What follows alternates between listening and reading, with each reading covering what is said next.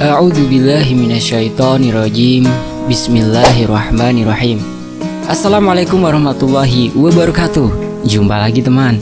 Kali ini admin akan melanjutkan tulisan dari Ayano. Tapi sebelum kita masuk, kita berdoa dulu ya.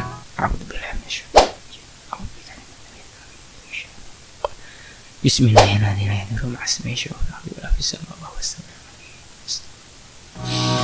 Allahumma sholli ala sayyidina Muhammad. Oke, kita masuk ke ceritanya. Kali ini aku akan berbagi cerita pada saat aku dan Ayano sedang berlibur keluar kota, bahkan keluar pulau. Sebenarnya kedatangan kami kemari karena salah satu teman dekat Ayano semasa kuliah dulu sudah pindah ke kota ini setelah lulus kuliah. Dan saat ini temannya itu hendak menikah dan dia mengundang Ayano.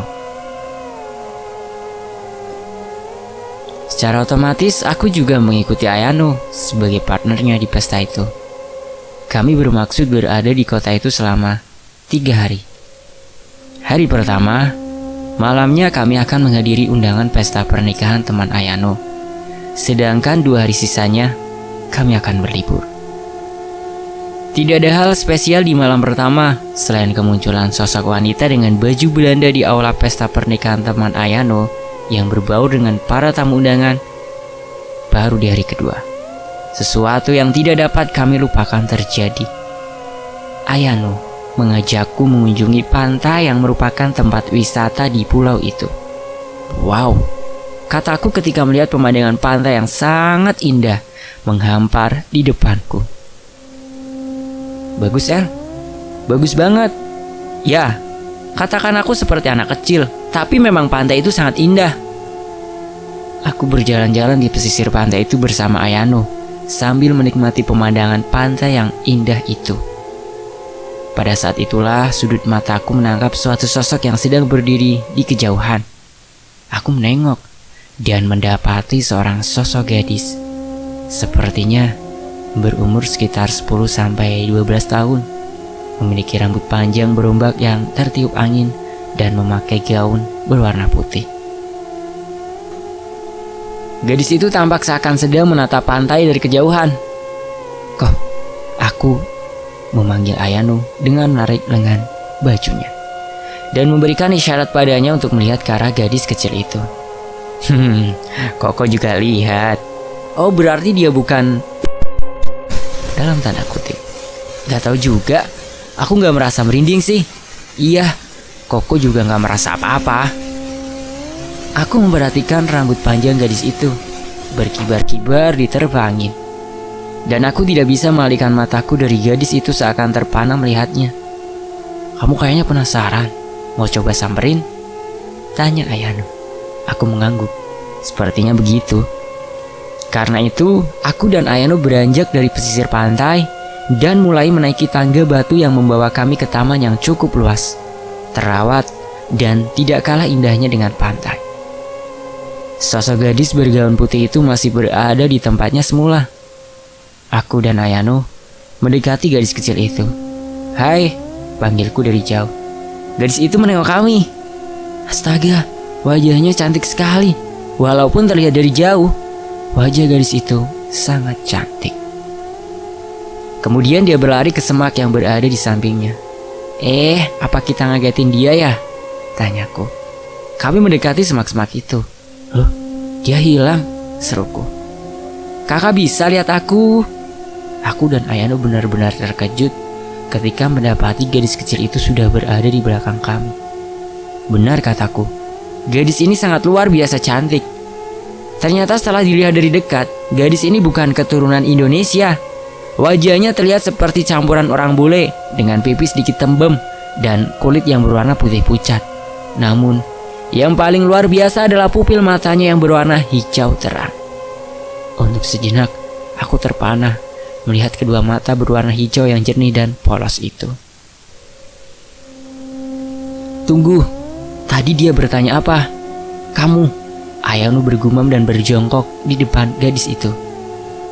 Can you two see me? Apakah kakak berdua bisa melihat aku? Tanyanya lagi. Aku terkejut. Gadis ini bukan manusia. Setidaknya bukannya hidup, tapi wajahnya begitu damai. Dan aku bahkan tidak merasakan ancaman apapun atau pertanda apapun yang biasanya muncul ketika berhadapan dengan mereka. "Yes, we can see you." "Ya, kami bisa lihat kamu," jawab Ayano lembut. Gadis itu tersenyum dengan manis. "What are you doing here?" "Sedang apa kamu di sini?" tanya Ayano lagi. "I'm searching for something." "Aku mencari sesuatu," katanya. "Searching for something? What is it?" "Mencari sesuatu apa?" tanyaku. "Something very important to me." "Sesuatu yang penting untukku," jawab gadis itu. "Apa yang?" Perkataan Ayano terpotong karena ponselnya berbunyi. "SMS," kata Ayano ketika melihat layar ponselnya. Dan pada sesaat itu, perhatianku teralihkan dari gadis itu hanya sedetik. Namun gadis itu sudah tidak berada di tempatnya saat aku menoleh kembali. "Di mana dia?" tanyaku. Ayano menggeleng. Mungkin udah pergi." Kemudian kami segera dari pantai itu. Selama perjalanan sampai ke hotel tempat kami menginap, aku masih memikirkan soal gadis kecil itu. Gadis kecil itu siapa? Atau lebih tepatnya, apa? Aku tidak bisa merasakan apapun darinya. Apa mungkin itu berarti gadis itu adalah hantu? Tapi bagaimana aku dan Ayano bisa melihatnya dengan begitu jelas? Dan tadi dia mengatakan dia mencari sesuatu. Apa mungkin itu yang membuatnya masih gentayangan? Lalu, pertanyaan yang paling membuatku bingung adalah apa yang dilakukan hantu gadis kecil bule di sini, di pulau ini. Pulau ini bahkan bukan merupakan pulau yang ramai dikunjungi wisatawan asing. Dan kalaupun memang dia adalah gadis kecil anak dari wisatawan asing yang meninggal di pulau ini, berarti beritanya akan sangat santer terdengar. Tapi aku sudah mencoba mencarinya semenjak terhubung dengan wifi di kamar kami sampai dengan sore ini, dan tidak mendapatkan berita apapun yang berkaitan dengan gadis kecil itu. "Masih mikirin gadis gaun putih tadi?" tanya Ayano yang baru keluar dari kamar mandi dan sedang mengeringkan rambutnya dengan handuk. Iya, dapat beritanya." "Enggak, makanya aku bingung. Mau coba kesana lagi besok?" Aku menggeleng. "Gak tahu deh kok, biasanya aku gak mau terlalu tahu soal mereka. Aku sudah terlatih untuk tidak terlalu terlibat berdasarkan pengalamanku. Tapi kalau bilang aku gak penasaran, ya aku bohong juga. Aku penasaran banget malah." Ayano duduk di sebelahku dan mengucek-ngucek rambutku. "Ya udah, besok kita ke sana." Tepat ketika Ayano berkata demikian, aku mencium bau harum yang lembut, seperti bau taman bunga yang lembut bercampur dengan bau rumput basah di pagi hari. "Ah," seruku. Gadis kecil itu sedang duduk dan menggoyang-goyangkan kakinya di atas kursi sambil tersenyum ke arah kami. "Kayaknya gak usah nunggu sampai besok kok," kataku. Ayano mengangguk. "What is it? Why do you can't come here?" "Ada apa? Kenapa kamu kemari?" tanya Ayano. "Lily," seru gadis kecil itu. "Lily? My name is Lily. Namaku Lily." "Oh, okay. Right then. Lily, why you came here?" "Oh begitu, baiklah Lily. Kenapa kamu kesini?" "Kakak mau bantu aku," tanya Lily lagi. "Bantu apa?" "Mencari sesuatu." Aku dan Ayano saling berpandangan. Aku mengangguk. "Baiklah, Lily, apa yang mau kamu cari?" tanyaku. "Kalung mama." "Kalung? Kalau tidak ada itu, Lily tidak bisa pulang ke mama." Kami berdua kembali berpandangan. "Oke, mari kita cari," kataku. Gadis itu tersenyum dan mengangguk. "Aku akan menunggu kalian," katanya sambil berbalik dan menghilang di balik sandaran kursi. "Kamu yakin?" Ayano bertanya kepadaku setelahnya. Aku mengangguk. Sangat yakin. Dia, maksudnya Lily sepertinya gak jahat. Dan aku sih ngerasa kalau kalungnya itu kuncinya supaya dia bisa lanjut. "Apa ini karena Mbak M ya?" tanya Ayano, wanita berdress putih. "Apa kamu pikir?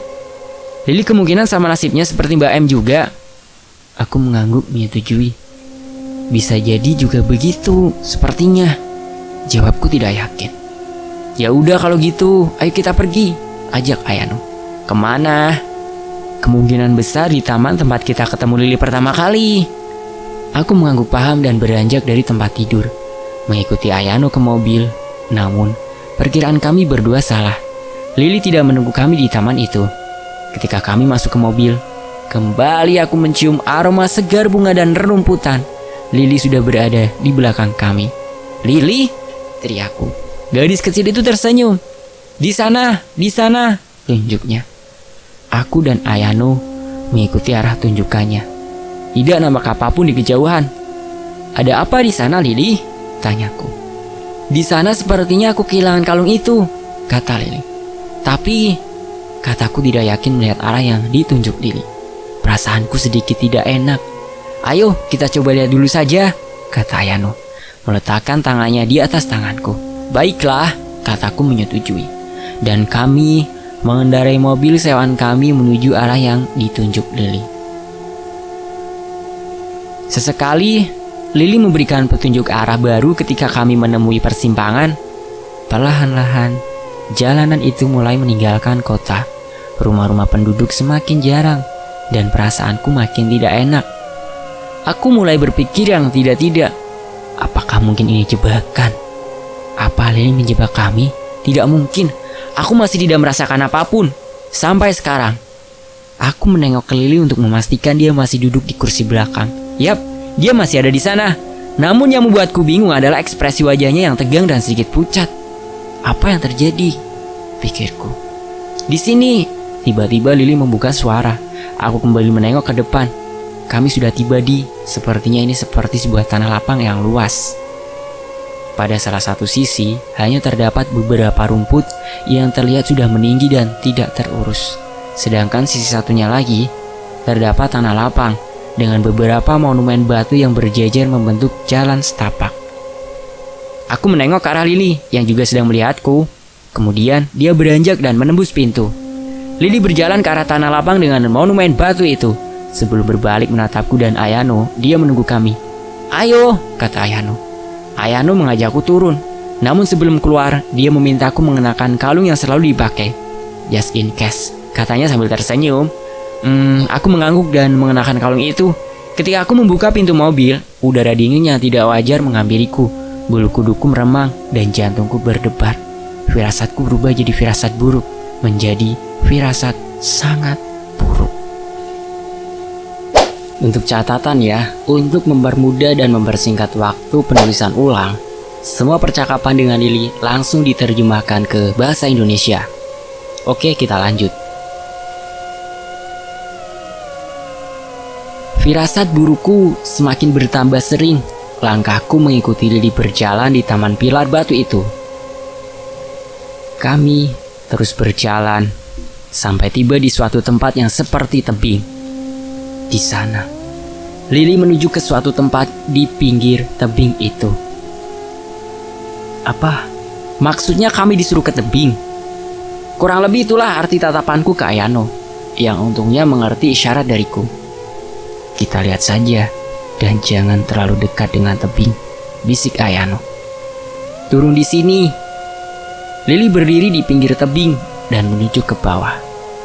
Kami mendekat dan mendapati adanya tangga batu buatan manusia yang dipakai untuk menuruni tebing itu. "Sini," panggil Lili yang tahu-tahu saja sudah separuh menuruni tangga batu itu. "Bagaimana?" tanyaku pada Ayano. "Tangganya kelihatan kuat dan ada pegangan di samping kiri dan kanannya. Harusnya gak usah takut jatuh," kata Ayano. "Ya udah kita turun," kataku. Kami berdua menuruni tangga, mengikuti Lili yang selalu menghilang dan muncul lagi jauh di bawah kami. Sampai akhirnya kami sampai di dasar. "Ini adalah tempatku bermain dulu," ucap Lili dengan nada lirih. Aku melihat tempat yang dimaksud Lili. Tempat itu adalah tanjung yang berbatasan langsung dengan laut. Dari tanjung ini, aku dapat melihat jelas pantai tempatku berjalan kemarin dengan Ayano.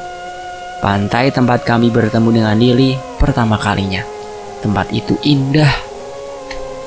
Cahaya bulan yang cukup terang memantulkan bias dari air laut ke dinding-dinding batu di Tanjung itu, membuat pemandangan indah bagaikan gua di bawah laut. "Lili, kamu kehilangan kalung itu di sini?" tanya Ayano. Lili menggeleng. "Aku nggak tahu, aku nggak pernah menemukannya." Ayano menatapku dengan menaikkan satu alisnya. "Kita coba saja," tanyanya. Ya, sebelum aku sempat meneruskan jawabanku, tiba-tiba aku merasa bulu kuduku meremang dan aku merasakan tekanan bagaikan jantungku diremas dan aku merasakan dingin.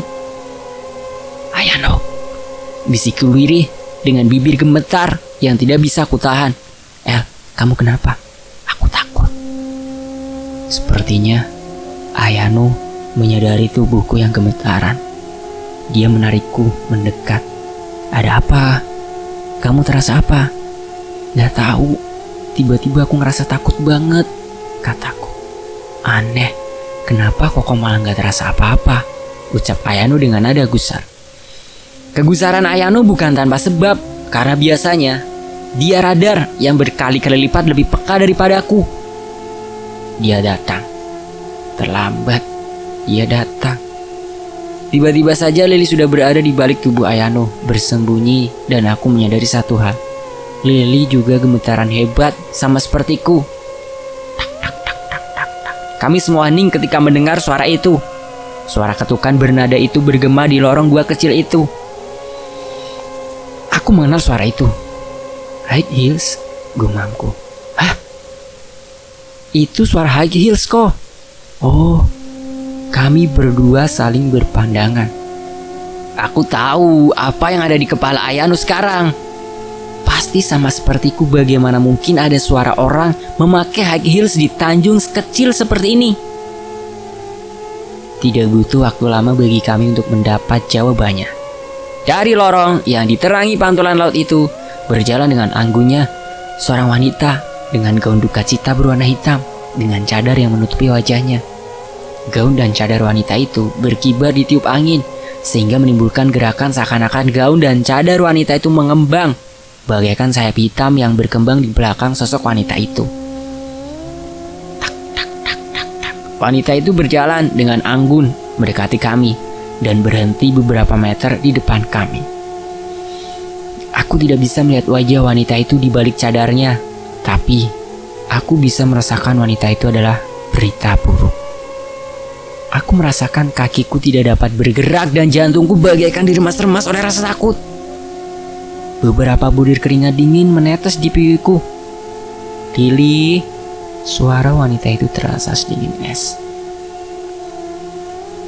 Hanya satu kata darinya membuat seluruh tubuhku bagai meremang. Aku menengok ke arah Lili. Gadis kecil itu memeluk tubuhnya sambil gemetaran hebat. Wajahnya menggambarkan ketakutan yang amat sangat. Tak, tak, tak. Wanita itu berjalan kembali ke arah kami. "Ah!" teriak Lili tiba-tiba. Gadis itu memeluk erat punggung Ayano. Ayano memeluk gadis itu dengan sebelah tangannya dan menatap lurus ke arah wanita berbaju hitam itu. "Berhenti!" serunya. Tak. Wanita itu menghentikan langkahnya. "Siapa kamu?" teriak Ayano. Wanita itu menjawab dengan bahasa Inggris dan aksen Eropa yang kental. "Minggirlah," katanya. Langsung diterjemahkannya itu. Sekali lagi, satu kata dari wanita itu terdengar lembut, namun membuat seluruh tubuhku diserang kedinginan. "Ayano," bisikku sambil gemetaran. Ayano menatapku dan mengangguk. "Koko tahu," jawabnya. "Bawa Lili pergi," desisnya. Aku mengangguk dan memegang tangan Lili. Dingin. Pikirku ketika menyentuh lengan anak itu. Lili menatapku ketika lengannya kusentuh. "Ayo, kita harus pergi," kataku pada Lili. Gadis itu menundukkan kepalanya dan melepaskan pelukannya pada Ayano. Kemudian dia mengikutiku untuk menjauh dari sana. "Lili," wanita baju hitam itu berkata lagi, dan aku merasakan Lili menegang di tempatnya. "Kau mau kemana?" tanya wanita itu lagi, masih dengan nada dingin yang sama.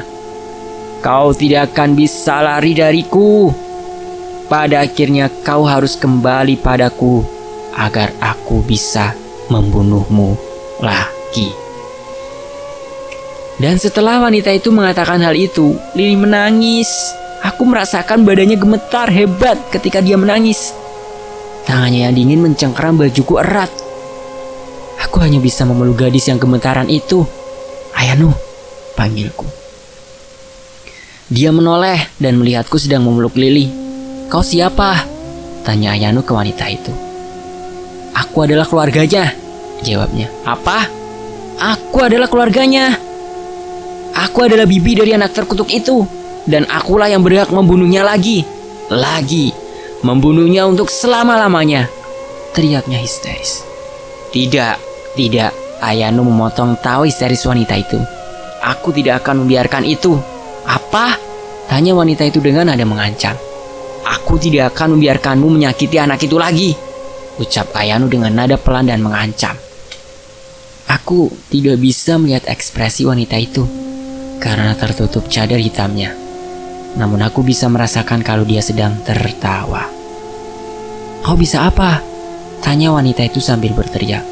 Dan Ayano terpental beberapa meter ke belakang dan menghantam dinding gua. Koko! Aku berteriak panik memanggilnya.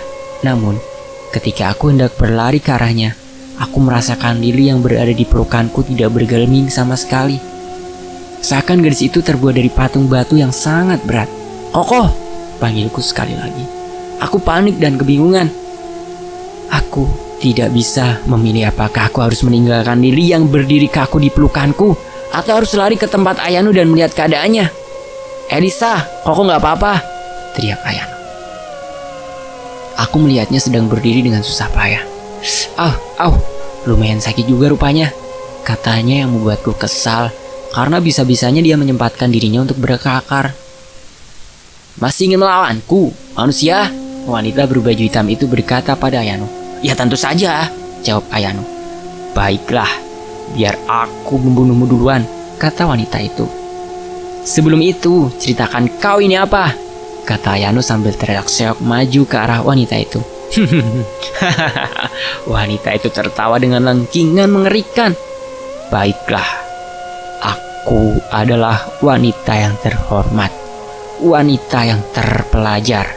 Sampai akhirnya kakakku mengawini ibu anak sialan itu, teriak wanita itu sambil menunjuk ke arah Lili. Apa maksudnya itu? Tanya Ayano lagi. Aku adalah putri bangsawan Belanda dan keluargaku adalah keluarga terhormat. Sampai kakakku, ayah gadis sialan itu, memilih menikah dengan pembantu. Ya, ibu dari gadis sialan itu adalah wanita rendah, pembantu. Aku merasakan Lili semakin keras terisak di pelukanku. Namun tubuh gadis itu masih menolak untuk beranjak dari tempatnya. Mari kita doakan Lili ya. Jadi, kau membunuh gadis tidak berdosa itu? Tanya Ayano geram. Gadis tidak berdosa? Dia sangat berdosa kepadaku. Suara teriakan wanita itu menyebabkan gemuruh di gua itu.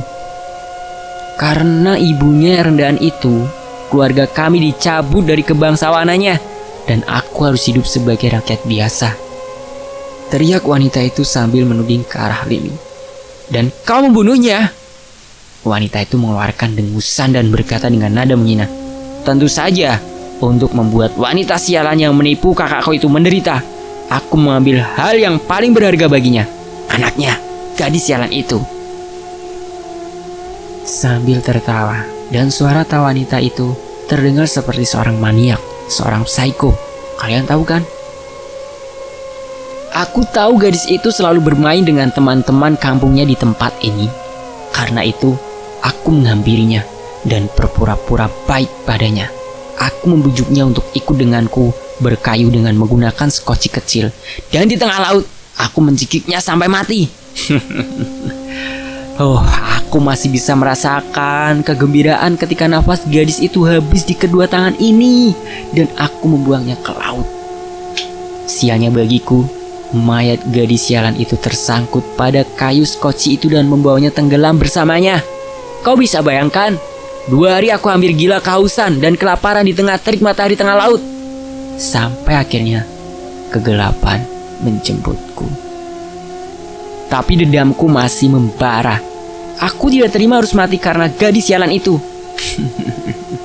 Karena itulah aku mengejarnya terus. Aku tahu gadis itu belum bisa mati dengan tenang.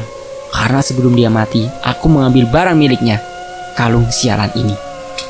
Wanita itu mengeluarkan kalung dengan liontin kecil dari roknya yang mengembang. "Kalung mama," bisik Lily dari pelukanku. Aku mengejarnya dan beruntungnya gadis itu tidak bisa keluar dari pulau ini sama sepertiku. Karena itu, aku bisa membunuhnya berkali-kali dengan cara yang sama seperti aku membunuhnya pertama kali. Mencekiknya sampai nafasnya menghilang. Aku merasakan hatiku jadi panas mendengar cerita dari wanita berbaju hitam itu. Aku berdiri dan hendak mendekati wanita itu ketika tangan Ayano menghalangi jalanku. Aku menatap ke arahnya dan melihat ekspresi Ayano yang sedang berusaha menahan amarahnya agar tidak meledak. Makhluk terkutuk. "Sis Ayano, kau sudah busuk bahkan sebelum mati. Katamu kau orang Belanda kan? Kalau begitu, bagus sekali." Ayano berdiri di hadapanku. "Aku punya satu hal yang akan sangat manjur untukmu." Kata-kata Ayano mengandung amarah yang tertahan. Kemudian, Ayano mulai melantunkan sebuah doa. Doa yang tidak ku kenal bahasanya. Yang jelas itu bukan doa dari bahasa Latin yang sering kali ku dengar. Doa itu singkat, hanya 2 kalimat yang diulang-ulang. Tapi, aku melihat efeknya luar biasa bagi wanita itu. Wanita itu berteriak-teriak kesakitan. Baju wanita itu terbakar oleh api yang entah bagaimana menyala dengan hebatnya dan membakar seluruh tubuh wanita itu. Api itu membakar cadar wanita itu dan menunjukkan wajahnya. Wajahnya sudah bukan wajah manusia lagi. Aku bisa melihat wajah wanita itu sudah membusuk. Daging-daging di wajahnya sudah menghijau dan menggantung pada tengkoraknya.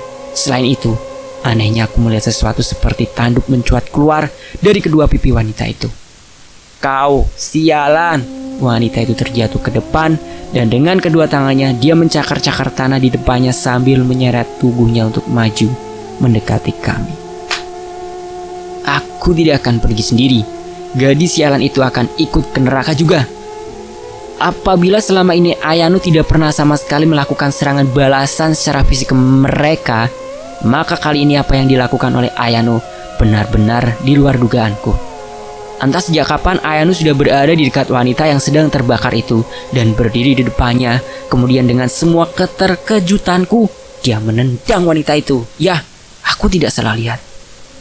Ayano memang menendang wanita itu. "Aku tidak akan memberikan Lily untukmu," desis Ayano. Dia mengucapkan lagi kedua baris kalimat yang disebutkannya tadi. Api yang menyelimuti wanita itu semakin berkobar seiring dengan Ayano membaca kedua bait kalimat tersebut. Aku memandangi tubuh wanita itu bergelut di dalam api sampai akhirnya sebuah teriakan nyaring dari wanita itu terasa membelah gua itu, dan kemudian tubuh wanita itu lebur menjadi abu. Bau belerang memenuhi gua kecil itu. Dan aku duduk terpana sambil menatap ke bekas abu yang ditinggalkan wanita itu. Perlahan-lahan hilang ditiup angin. "Kok, tadi itu apa?" tanyaku. "Oh ya, itu sebenarnya Ayano menggaruk kepalanya dengan sedikit malu. Itu sebenarnya sih buat iblis yang ya itulah macamnya legion. Tapi wanita tadi sepertinya hatinya sudah seperti iblis. Jadi gitulah. Itu doa untuk apa?" tanyaku. Itu doa buat supaya mereka terbakar di neraka." "Hah? Sebenarnya itu nggak boleh sembarangan dipakai. Karena doa itu buat ngebunuh, bukan mengusir." "Hah? Harusnya Koko nggak boleh pakai sembarangan. Tapi baiklah, Koko marah banget tadi." Aku bertanya, "Koko bisa bunuh mereka?" Iya, begitulah," jawab Koko. "Sejak kapan?" Koko menjawab, doa itu udah dari awal belajar dan selama itu Koko nggak pernah pakai." Ayano menggeleng. "Nggak boleh dipakai saat-saat khusus aja ya, makanya." Aku mengangguk. Tapi agak sedikit kesal karena Ayano sama sekali tidak mengatakan ini padaku sebelumnya. Nadi dulu soal kita," bisik Ayano. Kemudian dia berlutut di samping Lily. "Lily, semua sudah selesai. Waktunya kamu pulang ke mama kamu," katanya. Lili menatap Ayano sambil tersenyum kecil. "Kalung mama," katanya pelan. "Ini." Ayano mengeluarkan kalung dengan liontin kecil dari genggaman tangannya dan meletakkannya di tangan Lili yang menyambut kalung itu. Koko ambil dari sisa abu di sana," kata Ayano sambil menunjuk dengan jempolnya. Aku menoleh dan mendapati Lili sedang menangis. "Kenapa, Lili?" tanyaku sambil mengusap rambutnya. "Lili bisa pulang. Oh, Lili bisa ketemu mama dan papa lagi. Oh Tuhan." Aku merasakan pelupuk mataku jadi panas. Aku memeluk Lili sambil ikut menangis. Aku merasakan tangan hangat memeluk kami, Ayano. "Istirahatlah dengan tenang, Lili. Sampai bertemu lagi," kata Ayano lembut. "Yes," kata Lili sambil tersenyum. Perlahan-lahan tubuh gadis itu bagaikan berpendar sinar temaram dan semakin transparan.